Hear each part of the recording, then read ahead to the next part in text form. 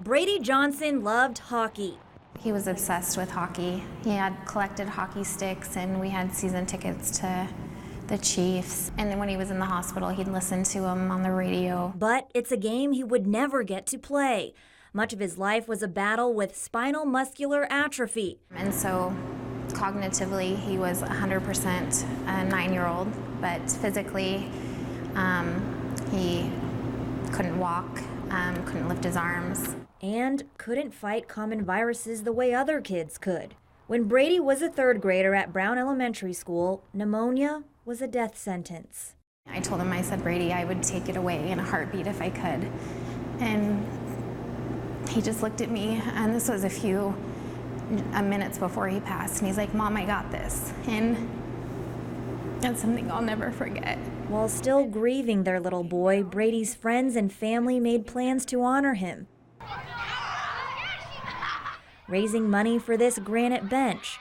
A memorial outside of the school does more than just honor him. It reminds his mom of this community's support. And I know if love was enough, it would have saved him. The day before school started this year, a senseless act.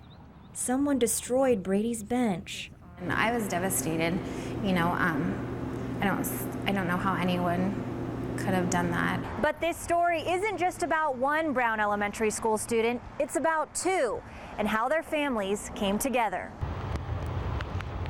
It was pretty freaking spectacular. Andrew Miller's son, Derek, was also a student at Browne Elementary, a twin, born prematurely. He suffered from brain damage. Like Brady 2 years before, a simple virus took the 10-year-old too soon.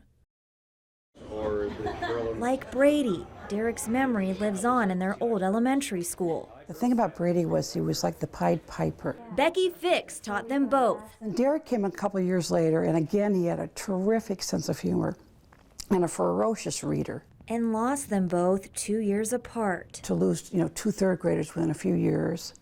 And yeah, I mean, it was a shock. It was a terrible shock. But she's about to see how those little boys live on through their families. This is something Derek would definitely have done.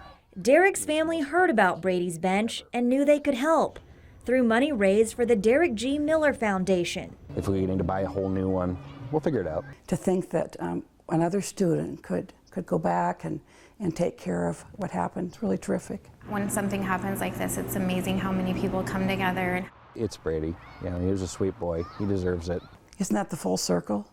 That's the full circle. A broken bench healed by two families, both on a journey to repair their own broken hearts. Two little angels are working together.